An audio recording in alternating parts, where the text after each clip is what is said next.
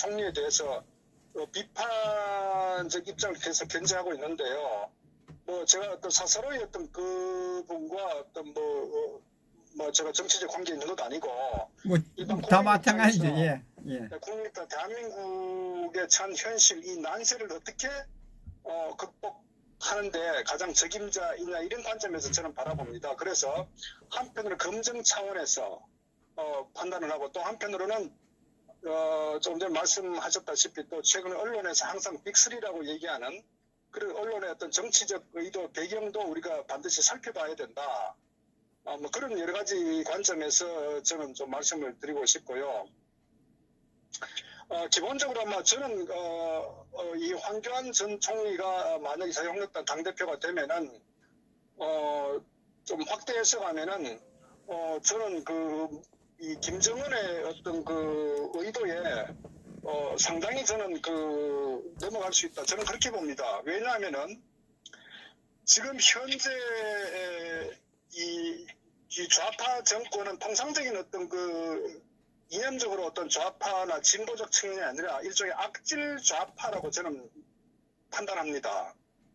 소위 이제 그것은 어떤 순수한 어떤 젊은 층이나 일반 국민들이 생각하는 어떤 진보적 가치 개념이 아니라 철저하게 종북적 어떤 이념을 가지고 추종하고 친북적 행태를 보이고 더 나아가서는 대한민국 자유시장 경제의 어떤 이념 질서를 완전히 무너뜨리는 그러니까 어떤 연방제나 이 적화의 어떤 최종적 어떤 이념적 목표를 갖고 있기 때문에 그들의 어떤 그런 목적을 실현하기 위해서 수단 방법 가리지 않고 자기들의 어떤 정치적 방향의 소위 어떤 장애물이 되는 것을 모든 것을 적표로 규정해서 지금 현재 대한민국이 철저하게 지금 무너지고 있거든요. 예. 자, 그렇기 때문에 그러면 저는 현 어떤 대한민국 이 몰락되는 과정에 어떻게 하면은 이 문재인 좌파 정권을 저는 몰락시킬 거냐 하는 데 있어서 가장 첫 번째 중요한 어떤 이슈가 저는 투쟁력이라고 봐요. 예. 투쟁. 왜냐면은 현재 우리가 뭐 경험하다시피 지난 2년간 대한민국은 전 모든 분야에 대해서 참혹할 정도로 지금 침몰하고 있거든요. 예. 뭐 큰 틀에서 보면은 뭐 이 안보나 국방적 측면에서 사실은 뭐 거의 뭐 김정은이 호감도가 70%가 넘어갈 정도로 일반 국민들의 어떤 정체성과 개념 자체가 무너져 버리는 이 선동 언론에 의해서 이런 상황이 굉장히 위기의식을 갖고 있고, 두 번째로는 이 경제 문제 자체가 이미 뭐 자영업자나 소상공인들 또 이 직장인들 제조업 어떤 종사자들조차도 너무나 지금 위태로운 상황에 내몰리기 때문에 결국 이 두 가지 부분은 국민의 어떤 안전과 어떤 생명에 직결되는 중요한 과제이기 때문에 이 문제가 지난 2년간에 걸쳐서 완전히 와해되고 있다. 그렇다면은 정상적으로 이 문재인 좌파 정권이 임기를 다할 때까지 소위 앞으로 지금 거의 뭐 한 3년이 지금 남았지 않습니까? 그럼 만약 그때까지 계속 유지가 된다고 했을 때 저는 대한민국의 운명은 정말 장담할 수 없다. 어떤 의미에서는 역설적으로 지금 앞으로 3년간 만약에 저들이 해온 것처럼 한다면은 대한민국은 철저하게 저는 뭐 적화의 길을 걸을 수밖에 없다. 그것이 이 좌파 정권의 노리는 하나의 목적이고 노림수고 시나리오다. 저는 이렇게 봅니다. 그렇기 때문에 지난 문재인 종북 주사파 정권이 작년 2018년 말까지 어떻게 돌이킬 수 없는 그런 종전선언을 지속적으로 공개적으로 노골적으로 해온 것도 저는 그런 정치적 의도가 있다 이렇게 판단하거든요. 예. 그래서 어쨌거나 뭐 2018년 말까지는 그들 뜻대로 되지 않았지만 이후에도 지속적으로 결국 이제 이번 달 말에 열리는 이 베트남 다낭 2차 미북 회담의 어떤 그런 측면도 결국은 저는 저들의 어떤 끊임없는 정치적 의도 그리고 남북 연방제와 결국은 종국에서 어떤 적화 이 측면에서 지금 현재 진행되고 있다. 이런 이것이 저들의 실체라고 저는 규정을 합니다. 그렇기 때문에 이 문재인 좌파 정권을 계속적으로 방치할 경우에는 뭐 도저히 저는 자유대한민국이 회복 불능 상태로 가기 때문에 어쨌거나 하루도 빨리 저 좌파 정권을 종식시켜야 되거든요. 소위 말해서. 예. 그러려면 현재 가장 중요한 어떤 이 지도자의 덕목이 뭐냐? 저는 바로 그것을 투쟁력이라고 판단하는 겁니다. 현재 시대 상황은 이게 또 평화의 시대가 아니고 대한민국 운명이 지금 이 경각에 달려있는 상황이기 때문에 그래서 이 투쟁력이 가장 중요하다. 저는 그런 측면에서 자유한국당의 이 당대표 후보로 나온 사람들의 어떤 이력들, 그분들의 어떤 정치 철학, 또 어떤 이념, 정체성, 가치 이런 부분들이 과연 현 시대 상황에 누가 가장 적합할 거냐 이런 측면에 바라보거든요. 예. 자, 그런데 지금 언론에서 언급했다시피 이제 빅3라는 사람은 소위 말해 탑3라는 사람은 결국은 우리가 우파 애국 국민들이 바라는 그런 측면하고는 상당히 거리감이 있다. 저는 그렇게 봅니다. 자, 그것은 또 왜 의도가 있냐면은 당연히 현재 언론 노조에 장악된 이 소위 좌파적 기자들, 좌파 데스크 방송들이 철저히 저들의 정치적 의도를 가지고 어떤 논조나 결국 어떤 이 방송의 방향을 몰고 가기 때문에 저는 그들의 어떤 정치적 의도에 결국은 이 탑3라고 계속적으로 이제 방송에 띄우는데 바로 그것은 역설적으로 현재 언급되는 이 세 사람은 자유우파 애국 국민들이 바라는 어떤 그런 방향과는 다르다. 저는 이렇게 판단하기 때문에 큰 틀에서 역설적으로 탑3는 되면 안 된다. 저는 거꾸로 그렇게 보는 겁니다. 그래서 그래서 이제 소위 우파 내에서도 아마 또 유튜브 이 영역에서도 아마 김진태 의원을 적극적으로 지지하는 굉장히 선명하게 아마 지지하는 그런 배경이다. 저는 그렇게 봅니다. 그래서 대부분의 어떤 내국 태극기 국민들께서도 결국은 지난 2년간 우리가 참 굉장히 힘든 투쟁을 해오면서도 이 김진태 의원에 대한 힘을 보태는 것도 저는 바로 대한민국의 운명이 워낙 위험하기 때문에 이 난세에서 그나마 자유한국당의 대표가 김진태 의원이 되기를 바라는 저는 그런 바람 아닌가 이렇게 판단합니다. 예. 또 하나는 투쟁력도 굉장히 중요한 명분이다. 말씀드렸다시피 현재 이 민주노총과 언론노조가 장악하고 있는 이 방송계, 이 언론계, 그다음에 이 정교조 같은 이런 부분을 우리가 싸워서 이기려면은 보통의 어떤 정상적 투쟁력이 없으면 안 되거든요. 그리고 투쟁력은 어느 날 갑자기 되는 게 아니라 정말 철저히 어떤 몸에 배인 그리고 이념적으로 완전히 무장된 그런 정치 지도자라야 결국은 자기 어떤 생명을 내놓고도 투쟁할 수 있는 결기를 기대할 수 있다. 이런 측면에서 우리가 바라봐야 되거든요. 예. 그리고 또 하나는 자유한국당이 또 앞으로 이 대표의 경선 결과에 따라서 이 태극기 애국 국민들과의 통합적 측면에 봤을 때도 굉장히 중요합니다. 그런데 우리가 하나 분명히 인식해야 될 부분이 현재 태극기 애국 국민들이 지난 2년간 투쟁하면서 이 탄핵에 대한 반대, 어떤 법치, 정의, 안보 이런 측면에서 이제 굉장히 중요한 가치로 투쟁을 해왔는데 사실은 이제 우파가 가장 더 취약한 부분이 현장 투쟁이거든요. 예. 그런데 이 탄핵을 이 정변을 계기로 해서 다행스럽게도 많은 애국 우파 국민들이 현장에서 아스팔트에서 이제는 완전히 단련이 됐어요. 그래서 어느 누구하고 민노총하고도 이 부딪혀도 정말 일강백을 할 정도로 이제는 전사가 될 정도로 소위 애국 우파 국민들께서 저는 엄청난 성장을 해왔다. 이것은 대한민국을 지키는 데 굉장히 중요한 저는 하나의 힘이라고 봐요.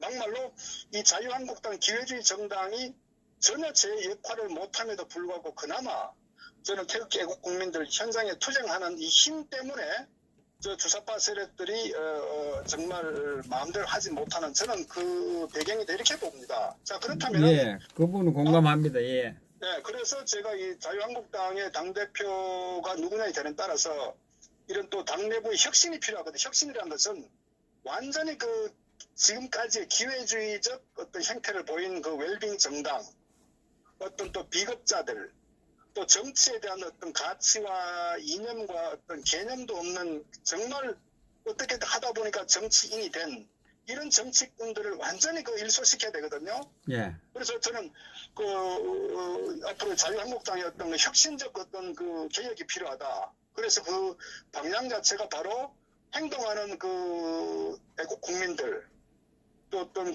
이념적으로 완전히 정립이 된 이런 정치인들, 이런 어떤 새로운 저런 어떤 개념에 정당이 정립돼야 되기 때문에 그런 차원에서도 저는 결국 지도자가 어떤 사람이 당대표로 뽑히느냐에 따라서 굉장히 중요하다. 저는 그런 맥락에서 앞으로 투쟁의 시기이기 때문에 선명한 투쟁이 필요하다. 이렇게 보고요. 예, 예. 그 부분에 대해서요. 그 부분에 대해서 사실상 공감합니다만, 지금 태극기 애국국민이 사실상 대한애국당이 이 좌파 정권에서 완전히 장악될 것을 투쟁을 해서 이렇게 지켜왔는데, 지금 사실상 자유한국당도 대한애국당 밑으로 다 들어와야 되는 상황이거든요. 그런데 기회주의자들, 비급자들이 이제 지금 판을 다 깔아놨으니까, 다 지켜라 하니까 들어와서 당대표를 하겠다고 한 거 아닙니까? 그죠?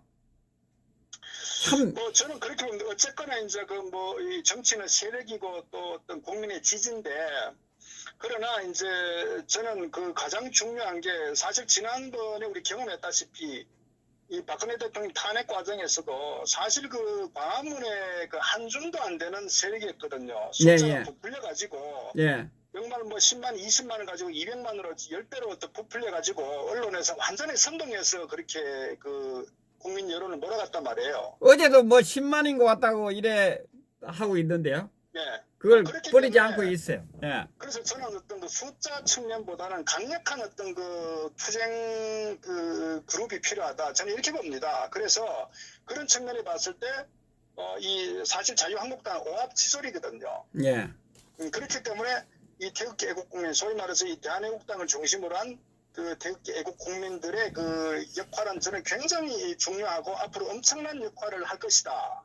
그래서 향후에 이제 만약에 어떤 우파의 어떤 통합이 이루어진다고 했을 때 저는 현실적으로 어떤 숫자에 있어서는 좀 부족한 부분이 있지만 그러나 투쟁력과 정치적 어떤 영향력, 저는 파워는 저는 아마 혁신적으로 주도할 것이다 이렇게 봅니다. 그렇기 때문에 결국 이제 그러려면은 소위 말해 이 통합이 이루어져야 되거든요. 근데 통합을 이루는데 말씀드린 지도자의 어떤 대표의 새로운 자신의 어떤 정치 철학, 어떤 이 태극기 애국 국민들이 바라는 어떤 그런 기대치, 이걸 충족을 해줘야 되거든요. 자, 그런 관점에서 우리가 이제 이 당대표의 인물이 누가 적합하나, 저는 이런 관점 바라보는 겁니다. 예.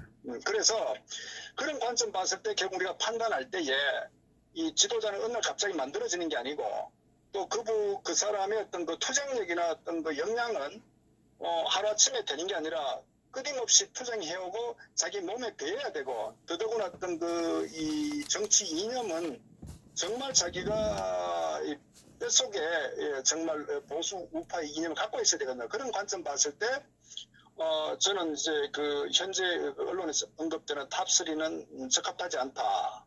저는 그렇게 판단을 하고요. 네. 또 황교안 씨가 왜 문제가 있냐면은 저는 앞으로 투쟁할 때 이 문재인 좌파 정권과 싸울 때 가장 중요한 전략적 무기가 뭐냐, 그리고 거꾸로 저들의 가장 약한 아킬레스건이 뭐냐, 이래 봐서 저는 탄핵 프레임이라고 봅니다. 이거를 저들은 이 보수 우파를 탄핵 프레임으로 집어넣어 가지고 국정농단 세력으로 계속적으로 아마 몰고 갈 겁니다. 예. 그런데 그것을 우리가 거꾸로 받아쳐 가지고 잘못된 탄핵이라는 어떤 그런 전략으로 정면 승부를 해야 우리가 저들을 숨통을 끊을 수가 있다고요. 예. 자, 그렇기 때문에 이 탄핵 프레임이라는 것은 이 과제를 두고 전면 투쟁의 하나의 전략적 무기로 써야 된다. 저는 그렇게 보고요. 자, 오늘도 아마 김태우 전 수사관이 언급을 했지만은 지난 이 허위범 특검 때 이 댓글 조작 사건, 대선 댓글 조작 사건을 어떤 국한됐지만 결국은 청와대에서 이런 이 특검의 어떤 이 수사 과정을 결국은 불법적으로 취득하고 거기에 대해서 또 나름대로 여러 가지 어떤 그 배경이 있는데 결국은 뭐 많은 분들이 어떤 거기에 대한 해석 부분을 결국 이제 김경수가 구속되고 드루킹이 지금까지 김경수와 주고받은 메신저의 어떤 여러 많은 기록들 소위 어떤 USB 60기가 분량이라고 할 정도가 특검에 넘겨졌는데 예. 결국 거기에 모든 것들이 다 담겨 있다는 거 아니겠습니까? 예, 예. 결국 그것이 밝혀지게 되면은 종국적으로 우리가 기억하다시피 이 김정숙이가 부르짖었던 경인선 가자는 거기에 어떤 그 실체의 의도가 저는 드러난다. 그리고 더 나아가서는 종국적으로 이 경건모와 경인선으로 바뀌는 과정에 문재인의 역할. 네. 그리고 또 이번에 그 김병수가 구속 수감되면서 이 재판관들이 언급한 그 전체 어떤 엄청난 분량에서 문재인에 대한 그 표현이 한 92회 정도 표현됐단 말입니까? 예. 결국은 우리가 이제 합리적 추론을 보더라도 결국은 이 김경수의 어떤 그 댓글 조작 사건, 드루킹의 어떤 이런 그 완전 국기문란 사건의 핵심 종착지는 바로 문재인과 김정숙이라는 것을 우리는 뭐 당연히 상식적으로도 우리가 판단할 수 있는 거예요. 그렇기 때문에 결국 우리가 이제 그 특검하라는 거 주장하는 거 아닙니까? 예. 그만큼 현재 결국은 이제 이 사건 자체가 상당히 그 심각한데 저는 또 어떤 의미에서 보냐면은 이 드루킹 댓글 조작 사건에 대한 그걸 한 3단계로 우리가 나눠서 분석해 볼 필요 있다. 왜?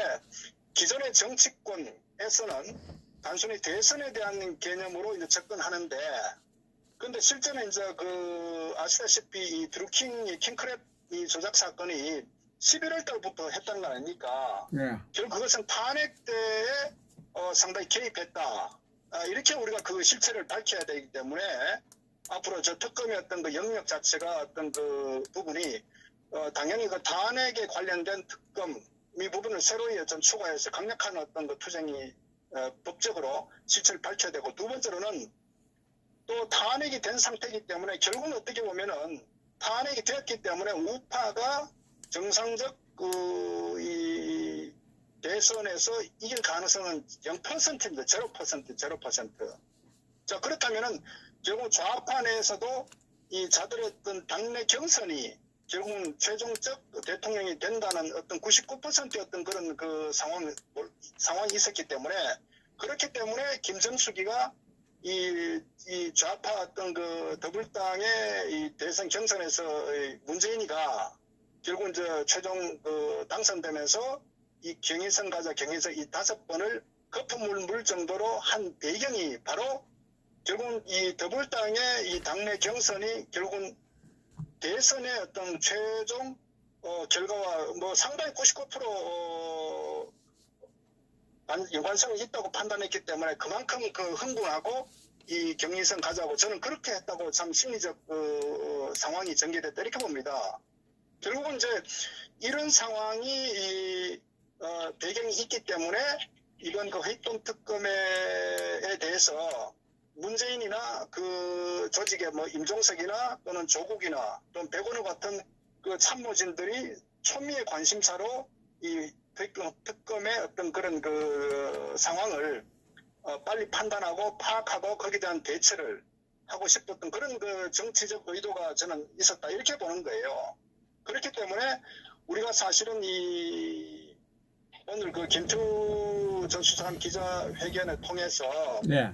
강력하게 될 게 결국 이제 저는 그 문재인 김정숙의 이 특검 그리고 특검 영역도 탄핵의 어떤 관여까지 포함한 그런 특검이 이루어져야 된다 이렇게 저는 보고요. 결국은 이러한 정치적 호재 소위 보수파 측면에 봐서 정치적 호재죠.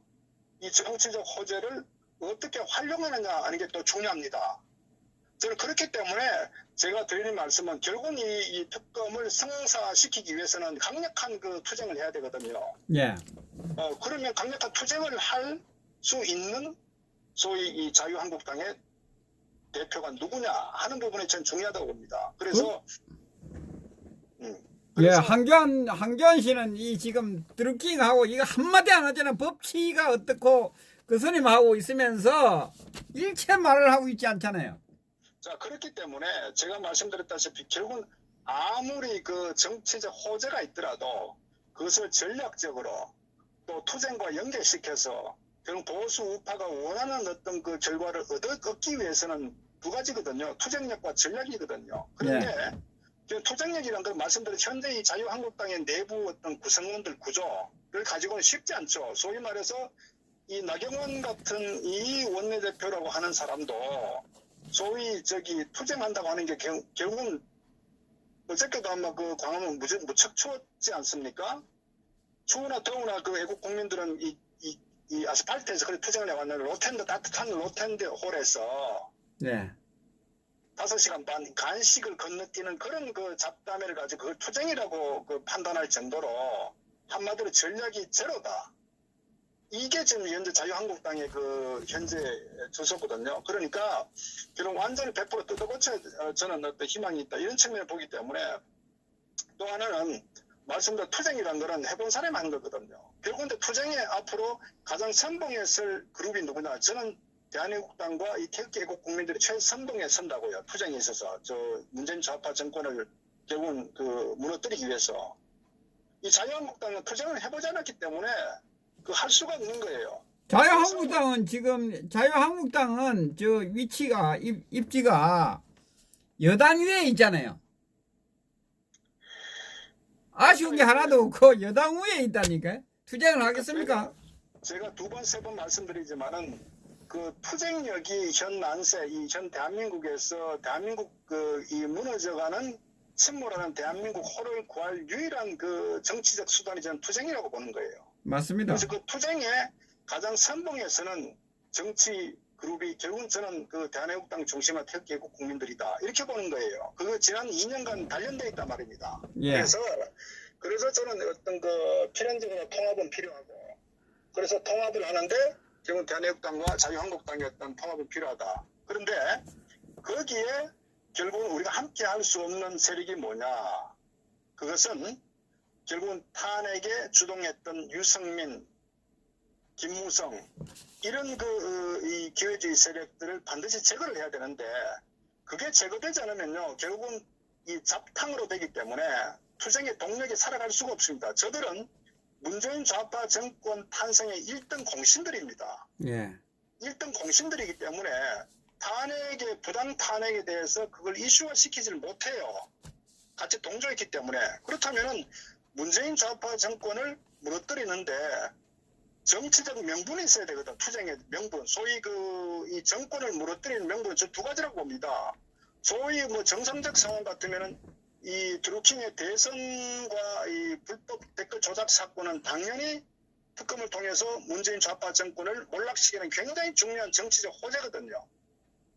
그 다음 2번째, 완전히 탄핵에 대한 실체를 개입을 밝혀내면은 정말 저는 대선 무효뿐만 아니라 국기 문란 사건으로서 내란 사건으로까지도 확대해서 반제할 수 있는 굉장히 중요한 그런 무기다 이렇게 봅니다. 그래서 그렇기 때문에 결국은 소위 자유한국당의 당대표가 될 사람이 이 탄핵에 대한 실체를 밝히고 통합에 결국은 기여할 수 있는 인물이 저는 가장 중요한 어떤 그런 기본 조건이다. 그런 측면에서 황교안 씨가 최근에 보인 행동, 우리가 이미 알고 있다시피 탄핵 과정에서 보인 황교안 씨가 굉장히 기회주의적이고 어떤 음흉한 어떤 행태, 그리고 최근에 유영하 변호사 얘기했던 심지어 인간적으로도 정말 있을 수 없는 이 허리 아픈데 이 의자, 이 사상 이것까지도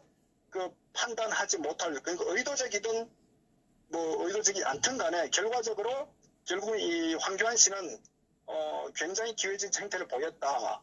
본인은 법적으로 어떻게 하지만은 정상적으로 어떤 인권적 차원에서도 또 전 대통령의 예우 또 건강 측면 봤을 때도 그거는 정말 너무나 사사로운 건데 그거조차도 외면했다. 이 사람이 결국은 과연 이 우파 지도자가 될 자격이 있느냐. 그리고 어쨌거나 우리가 수없이 얘기했지만 탄핵 때 충분히 어떤 방향 이 헌재부터 시작해서 여론을 바로 잡을 수 있었음에도 불구하고 힘도 있었음에도 불구하고 결국은 촛불의 눈치를 보고 그런 어떤 기회적 행태를 보였다는 것에 대해서 문제가 심각하다. 그래서 지도자 자격이 없다. 이런 측면이 하나 있고, 두 번째로는 말씀드렸다시피 결국은 탄핵 이후에 문재인 좌파 정권이 대한민국을 급속히 와해시키는 이 과정에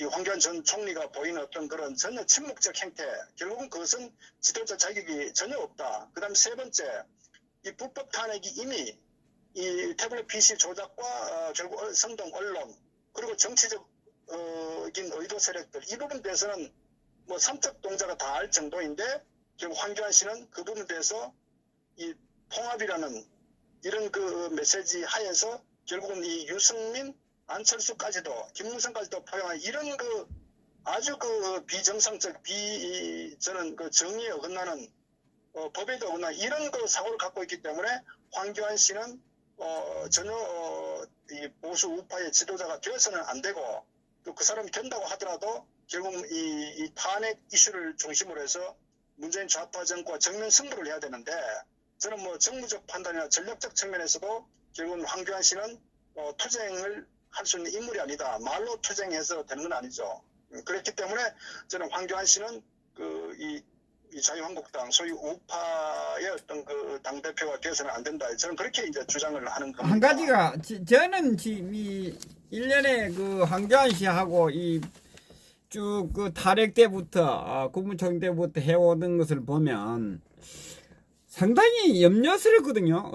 저는 뭐 어떤 거대한 음모가 있는 것 같다. 언론 방송들이 황교안을 떼어주고 하는 거 보면 야권 탄핵했던 세력들, 그리고 여당, 뭐 민노총이라든지 그 정권 실세에 있는 사람들도 다 하나로 가고 있는 것 같은 느낌을 들거든요. 왜 그러냐면 지금 박근혜 대통령 묻고 가고 그 태극기 애국 세력들을 고립시키려고 하고 있는 거대한 음모가 저는 극정스럽거든요. 그 부분에 대해서 한 말씀 좀 해주세요.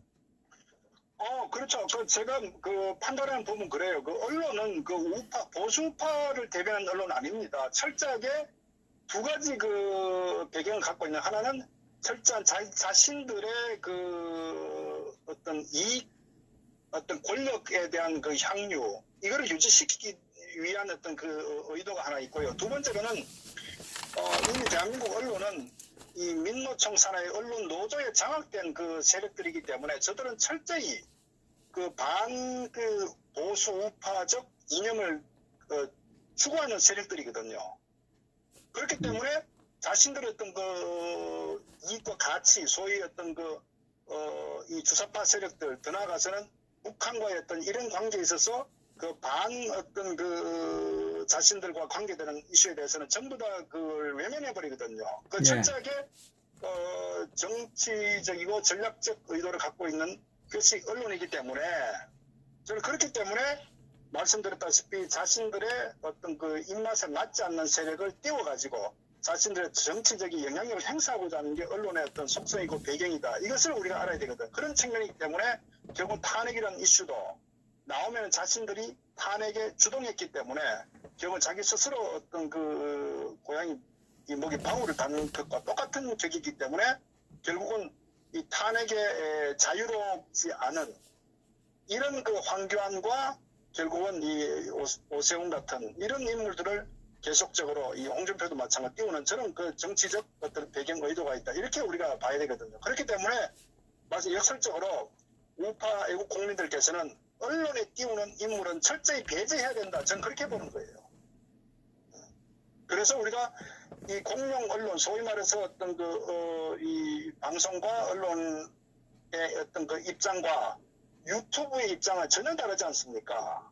예. 그래서 저는 이 자유한국당의 당내 경선은 이 뭐 대통령 뽑는 그런 여론을 의식하는 선거나 투표가 아니고 철저하게 어떤 정당의 행사이기 때문에 저는 이 철저한 우파의 어떤 가치와 개념을 중시하는 그런 측면에서 투표가 이루어져야 되고 그렇게 적합한 지도자를 뽑아야 된다. 저는 그렇기 때문에 그렇게 가장 개인적으로 네. 적합한 인물이 김진태 의원 아닌가 이렇게 판단합니다. 그래서 저는 여러 가지 전략적 측면이 있던 간에 가장 그 적합한 인물을 우리가 이제 김치태 의원이 좀 힘을 실어줘야 되는 거 아닌가 저는 그렇게 봅니다. 그리고 하나 물어보겠습니다. 자, 많은 분들이 지금 그 황교안 씨에 대해서 이야기를 하고 있습니다. 네. 자, 황교안 씨는 탄핵을 찬성하는지 반대하는지 그 분명하지 않고, 그리고 좌파인지 우파인지도 분명하지 않는 이런 이야기들을 많이 하고 있거든요. 저는 그 실체가 곧 드러나리라고 봅니다. 왜냐하면은 우리가 어느 정도 그 사람의 과거 행적을 보면서 이 사람은 탄핵에 상당히 묵시적 동조를 한 사람이다고 판단을 하기 때문에 비판을 하거든요. 예. 그리고 최근에 어떤 김무성과의 어떤 관계, 김무성 핵심 측근을 또 어떤 영입해서 자신의 공보 이 대변인으로 또 같이 그 임명해서 굉장히 어떤 중요한 전략 브레인으로 쓴다는 것 측면도 보더라도 황교안 씨의 생각이 어디 있는지를 알 수 있고, 또 언론과 인터뷰에서 유승민과도 함께 한다는 것, 통합의 외연 확대 측면, 좌파, 중도 좌파까지도 영입하는 이런 그 사고를 갖고 있는 것이 황교안 씨의 지금까지 우리가 그 합리적 추론을 통해서 알 수 있는데, 근데 이 부분이 이제 앞으로 이제 경선 과정에서 토론 또는 어떤 많은 검증 과정을 통해서 명확하게 드러날 것이라 봅니다. 지금은 요리조리 빠져나가는데 결국은 제가 봐서 앞으로 시간이 지나면서 황교안 씨의 명확한 그 정체성, 그 사람의 어떤 그 가치가 저는 드러날 거라고 봅니다.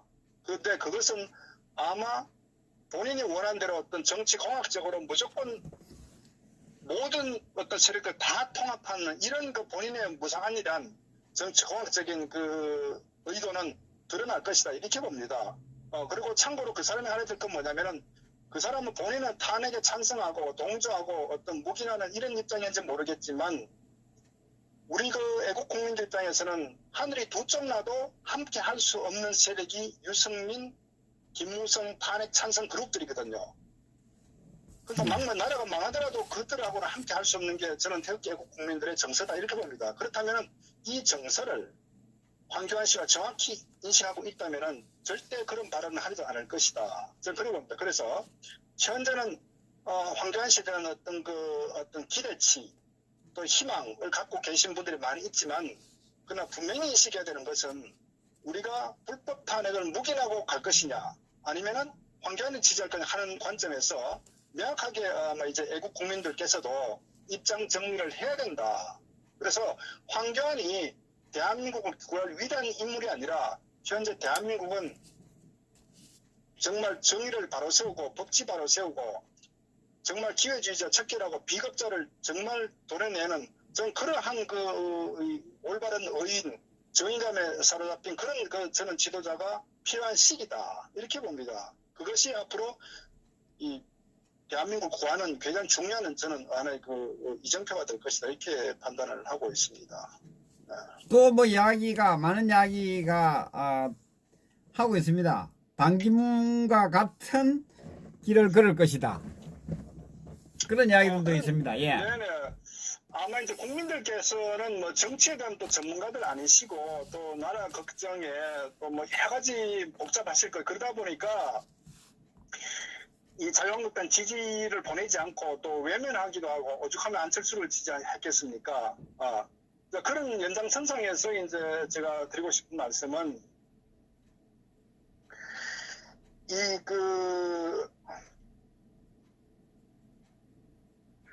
저는 그 앞으로 이 황교안 씨는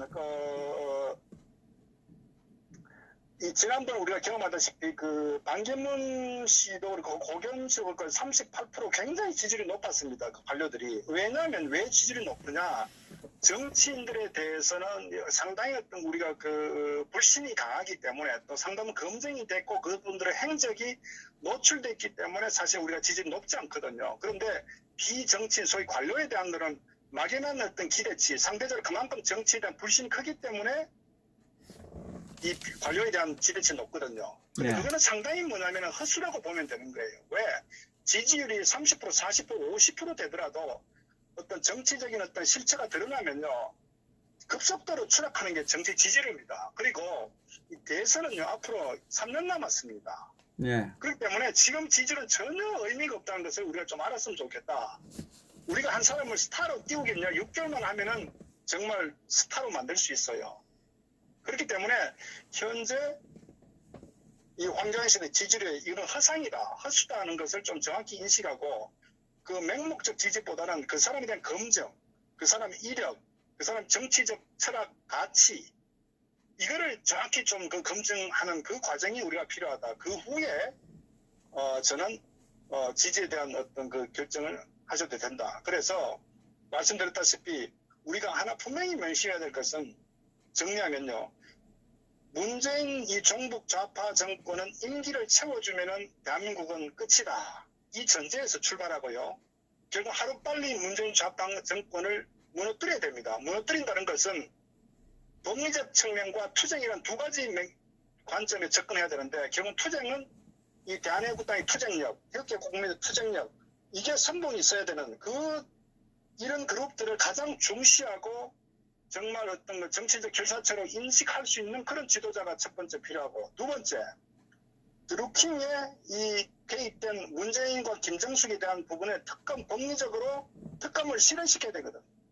특검을 실현시키면서 결국은 법리적으로 저는 접근해서 두 가지 축에서 이 투쟁과 법리적 두 가지 관점에서 문재인을 조기에 끌어내려야 결국 현재 이 미국 간의 어떤 협상 과정도 어느 정도 우리가 브레이크를 걸 수가 있는 거예요. 정말로 미국과 북한, 김정은이가 합의한다 손 치더라도 결국 앞으로 모든 비용은 대한민국이 지불하게 돼 있는데 우리가 그것을 막을 수 있는 저는 그런 하나의 또 동력이 생기기 때문에 결국은 저는 이 국민들께서 시대가 요구하는 것은 투쟁가라는 것을 좀 명심했으면 좋겠다.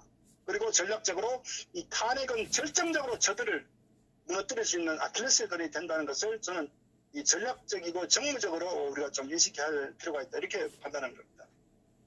예, 그리고 하나 더 한 두 개 정도만 묻겠습니다. 네. 그 황교안 씨 그 인터뷰 중에 그 정치를 많이 했다고 이야기하거든요. 그 국무총리까지 하면서 정치는 하지 않았고 공무 수행만 했지 않습니까? 정치했습니까? 본인이 정치를 많이 했다고요? 예, 예. 못 들어봤는데. 예, 예. 언론에서 그 이야기를 했어요. 정치 경험이 많다고. 정치 공직 생활은 했지 공무 수행만 했는 거 아닙니까? 정치는 하나도 하지 않은 것으로 저는 아는데. 제가 이해하는 바로는 예. 아무래도 정치였던 그 초년병이기 때문에 예. 언론에서 이제 이런 그 험악한 정치 환경에 과연 살아남을 수 있겠느냐 하는 취지로 저는 질문했다고 보고요.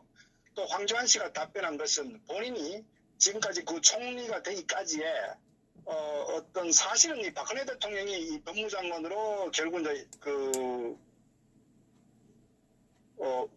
인선을 또 통해서 선임을 하고 그 다음에 총리로 결국 이제 발탁한 거 아닙니까? 예.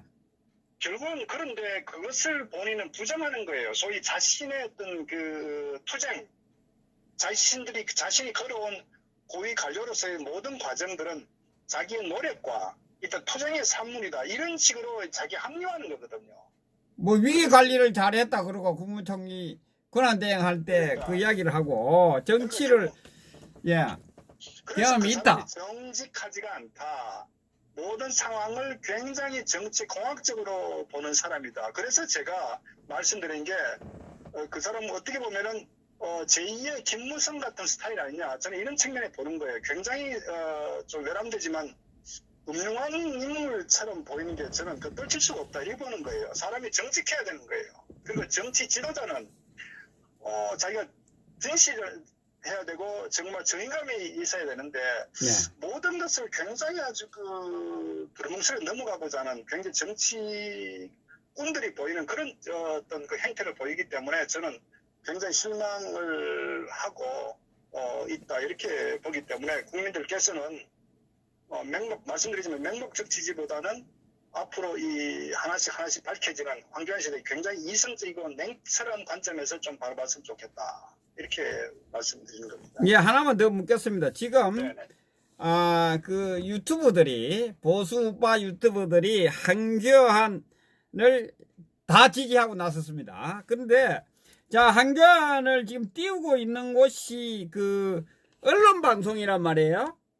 언론 방송들은 어떠한 일을 했습니까? 탄핵의 중심에서 탄핵을 시키는데 역할을 한 그 언론 방송과 함께하는 이 보수 자칭 보수 우파 유튜브라고 하는 사람들이 거기를 함께하고 있거든요. 그 부분에 대해서 한 말씀만 좀 해주시기 바랍니다. 사실은 그 참 안타까운 게 보수 우파의 가장 큰 그 문제점이 뭐냐면은 이익에 따라서 어떤 행보를 취하는 기회주의적 행태거든요. 이 예. 정치인들도 마찬가지입니다. 그러니까 국민들은 안중에 없고 자신들의 정치적 사욕이 우선이라는 겁니다. 거기에 따라서 옳고 그름이 아니라 자신들이 이익이 되면 그쪽으로 휩쓸리는 거예요. 거기는 정치인들도 마찬가지고 그 정치인들의 붙은 그 정치 주변 세력들도 자신들이 어떤 그 혜택을 얼마나 많이 보나 이 관점에서 결국 휩쓸리거든요. 그러니까 그 이제 그런 부분들이 이제 정치인들과 정치인들 둘러싸고 있는 주변의 어떤 기회주의 세력들이다. 이것이 사실 우파의 가장 큰 문제점 중에 하나인데 더 나아가서는 소위 이 사회 보수 우파의 오피니언 리더들, 이 여론을 주도하는 일종의 지식인들 또는 관료 출신들, 군 출신도 마찬가지고 사실은 그 우파의 어떤 가치 정신을 우리가 굉장히 중요하게 바라봐야 되는데 자신들의 이익에 조금 도움되면은 옳고 그름을 떠나서 휩쓸려가 버려요. 바로 그것이 지난 탄핵 때 언론들이 보인 행태고 또 하나 탄핵 과정에 많은 우파 패널들이 있었지만 그들은 탄핵에 그전에는 박 대통령에 대한 지지를 많이 했었습니다. 그래서 소위 우파 패널로 분류가 됐는데 이 선동 언론에서 탄핵이 되는 방향으로 흘러가니까 사회적 분위기 되니까 또 돌변해서 박 대통령을 비판하고 마치 자신이 어저께는 정말 어떤 그 지지했더니 오늘은 완전히 그 태도를 돌변한 이런 기회주의 행태를 보인 게 소위 상당히 많은 보수 우파들의 논평과 평론가들이었단 말이에요. 그러면서 예. 그 후에 결국 다시 또 거기에 퇴출을 당하니까 소위 이 유튜브 영역으로 와서 자신들의 또 언제 그랬냐처럼 마치 보수 우파 국민들에게 이 구독을 해달라는 이런 또 기회 행태를 또 보인단 말이에요. 그리고 상당히 많은 또 그 외국 국민들의 지원을 받아서 유튜브 방송을 설립한 소위 어떤 그 유튜브 영역에서 이 메이저라고 하는 이런 그 일부 유튜브 이 채널들 같은 경우도 자신들에게 결국은 유리한 결국은 그 힘 있는 쪽으로 쏠리는 또 정치적 어떤 이득을 찾기 위해서 그런 행태를 보이거든요. 그래서 제가 참 안타깝고 정말 철저히 이번에 그 개혁을 해야 될 부분이 바로 우파가 정의의 어떤 기반을 둔 그런 그 정치적 이 정체성 가치 개념으로 가야 된다. 그래서 저들은 철저하게 저들의 이익을 위해서 가지만 우리 애국 국민들은 거기에 속지 말고 현혹되지 말고 어떤 그 근본적으로 저는 좀 올바른 판단과 선택을 했으면 좋겠다. 절대적으로 속아 넘어가지 말고 구독자가 30만 40만 된다고 거기에서 넘어가지 말고 저들이 보이는 어떤 그 유튜브의 어떤 가치와 정체성이 과연 이 정의 실현 소위 박 대통령 탄핵을 바로 찾으려고 하는 그런 어떤 의지가 있는지 또는 기성 정치꾼에 빌붙어 가지고 자기들의 어떤 사욕을 추구하고자 하는 그런 어떤 그 방향을 갖고 있는지에 대해서 정확히 좀 꿰뚫고 비판할 거 오히려 댓글로 비판하고 여론을 저는 바로 좀 그 주도해 갔으면 좋겠다. 그 역할을 우리 태극 애국 국민들 또 정치에 관심이 없으신 분들도 이런 실체를 좀 정확히 인식하시고 저는 좀 유튜브에 또 언론의 방향을 좀 선도했으면 좋겠다 이런 말씀드립니다. 네, 뭐 요새 보니까 그 홍준표를 지지하다가 갑자기 황교안으로 다 보수 우파 뭐 유튜버라고 하는 사람들이 다 지지를 하고 있는 이런 상황이거든요. 참 그것이 바로 그 보수파의 굉장히 고질적인 기회주의적 행태거든요. 그러니까 그런 막말로 홍준표를 지지했으면 홍준표를 왜 지지했는지 홍준표의 가치가 뭔 지지 끝까지 지지해야죠. 막말로 자기가 지지했으면 나름대로 명분 의도가 있으니까. 그런데 이제 황교안이 나타나니까 홍준표를 버리잖아요. 그러면 앞으로 또 황교안이 또 지지를 빠지면요 그 사람들 또 돌변합니다. 이것이 우리 우파 소위 우파라고 자칭하시는 분들이 우리가 버려야 된다고요. 저는 그렇기 때문에 이 탄핵의 실체를 밝힌 게 그만큼 중요하다는 것이고 이 역사바로 서는 것이고 좌파를 하루빨리 무너뜨리는 굉장히 중요한 저는 핵심적인 저는 상황이다 이렇게 판단을 하는 겁니다. 참 걱정스럽네요, 보니까.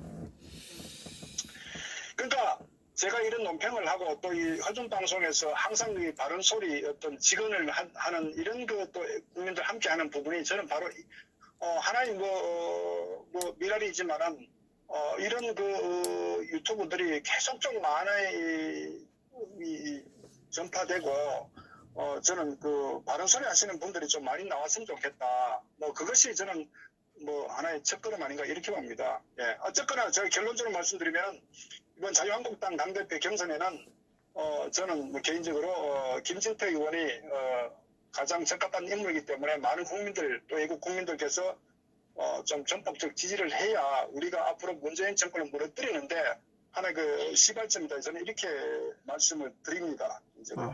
예. 이제 마지막으로 묻겠습니다. 물을 게 많습니다.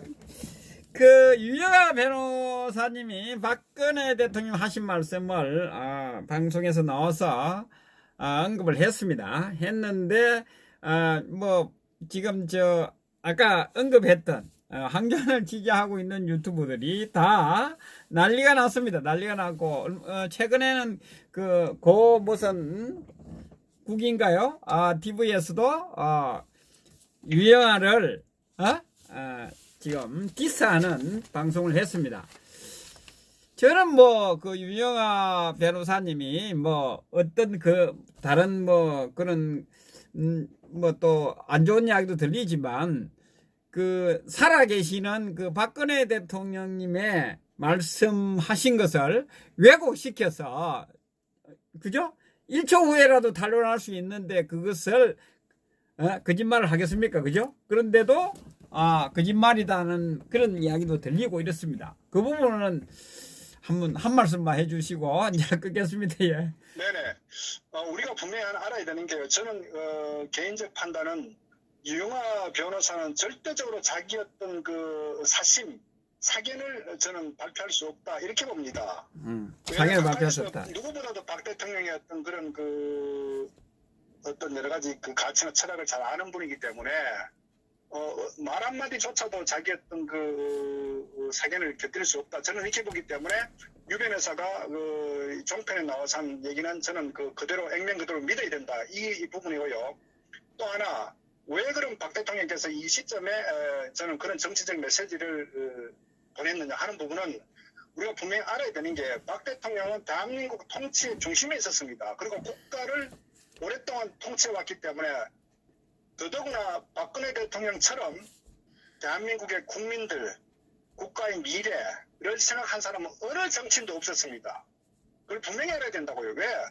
박 대통령은 지난 그 재임 시절에 이 4대 국정기획과제, 소위 모든 정치인들, 언론인들, 공무원들이 싫어하는 그런 일들을 추진해 왔거든요. 그것은 국가관과 국민에 대한 어떤 그 고려가 없으면 절대 그렇지 않습니다. 바로 역설적으로 이 문재인 좌파 정권은 파퓰리즘을 완전히 노골적으로 드러내잖아요. 그런데 박근혜 대통령은 전혀 그렇지 않거든요. 바로 그것이 지도자의 굉장히 중요한 덕목이다. 이걸 우리가 알아야 되거든요.